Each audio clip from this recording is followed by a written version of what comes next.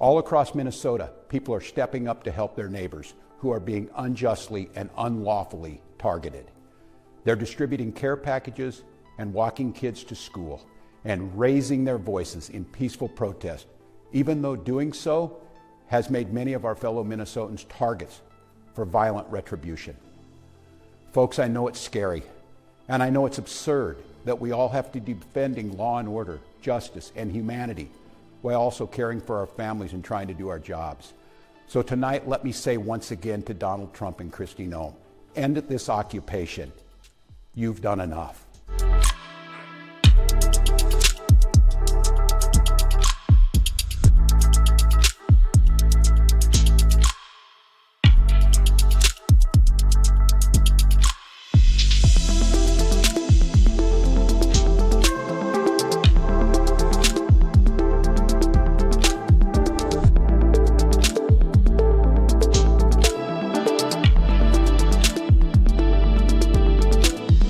Tonight, I want to share another way you can help. Witness. Help us establish a record of exactly what's happening in our communities. You have an absolute right to peacefully film ICE agents as they conduct these activities. So carry your phone with you at all times. And if you see these ICE agents in your neighborhood, take out that phone and hit record. Help us create a database of the atrocities against Minnesotans, not just to establish a record for posterity, but to bank evidence for future prosecution.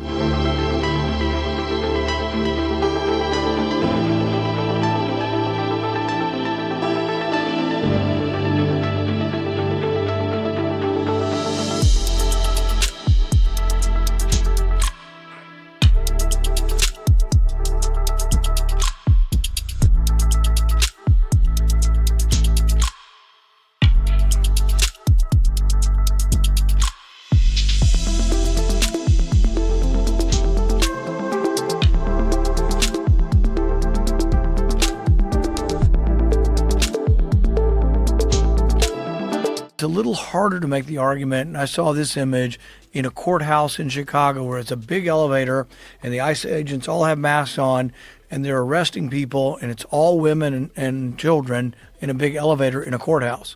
It's like, really? I don't think you really need to be wearing a mask. Well, they're worried about being doxxed, and they're finding that happening. But our local police have to do that, and they don't wear masks. You see what I mean?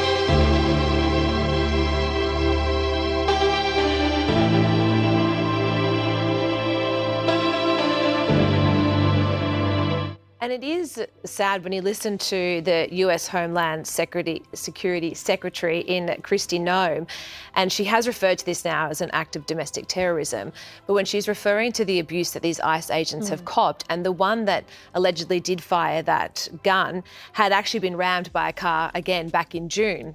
So they are getting treated in this way.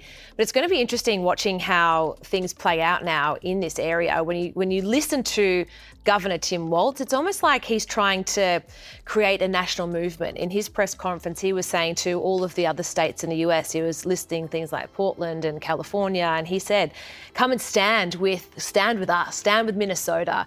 And it's almost, when I was watching it, and I thought, this is someone who's trying to restore his own political reputation.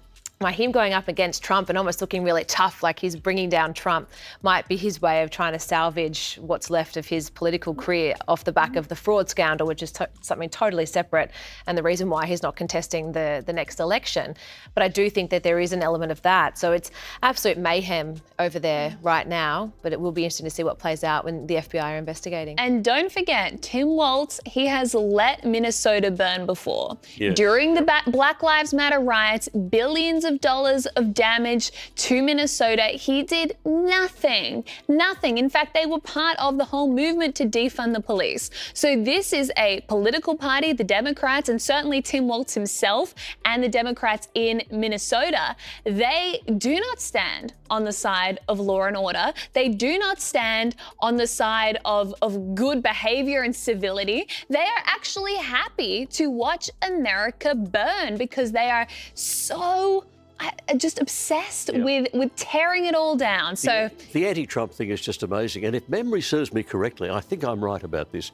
Tim Walz's wife talked about driving through Minnesota when it was burning just to see what was happening and what was going on.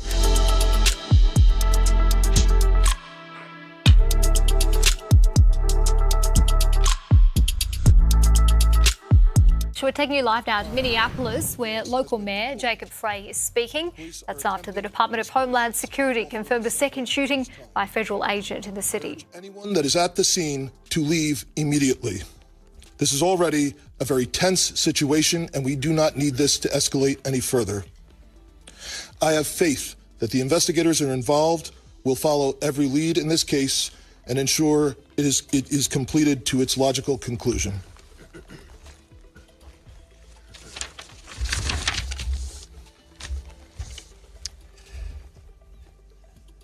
There's still a lot that we don't know at this time, but what I can tell you for certain is that this is not sustainable.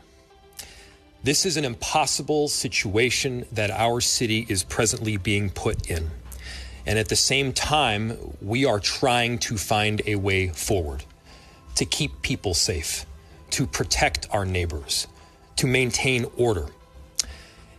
And we're in a position right now where we have residents that are asking the very limited number of police officers that we have to fight ICE agents on the street, to stand by their neighbors. We cannot be at a place right now in America where we have two governmental entities that are literally fighting one another. Why are we put in this position? We're put in this position because we have approximately 600 police officers in Minneapolis, far fewer that are able to work at any given time. And there are approximately 3,000 ICE agents in the area. 3,000. The 600 police officers that we have are charged on any given day with investigating crime, stopping homicides from taking place, preventing carjackings. That's the work of a police officer in a city. Meanwhile, we have ICE agents throughout our city and throughout our state who, along with Border Control, are creating chaos. This is not the path that we should be on right now in America. Thankfully, there's another path. And I want to talk to everybody who's out there, even people who aren't living in Minneapolis right now. Maybe you just put your kids to bed. Maybe you're cleaning up the dishes. I'm sure you love your family. There's no doubt in my mind that you love your town. Imagine if that city or that town was suddenly invaded by thousands of federal agents that do not share the values that you hold dear. Imagine if your daily routines were disrupted. The local cafe that you eat at was shut down because they're scared that their own family might get torn apart.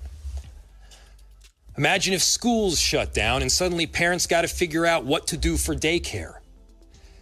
This is not creating safety.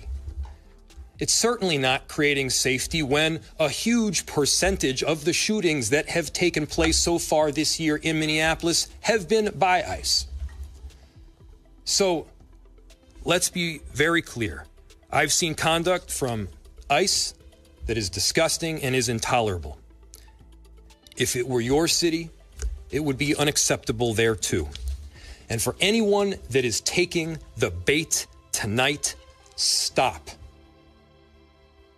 That is not helpful. Go home. We cannot counter Donald Trump's chaos with our own brand of chaos. And I have seen thousands of people throughout our city peacefully protesting. For those that have peacefully protested, I applaud you. For those that are taking the bait, you are not helping, and you are not helping the undocumented immigrants in our city. You are not helping the people that call this place home.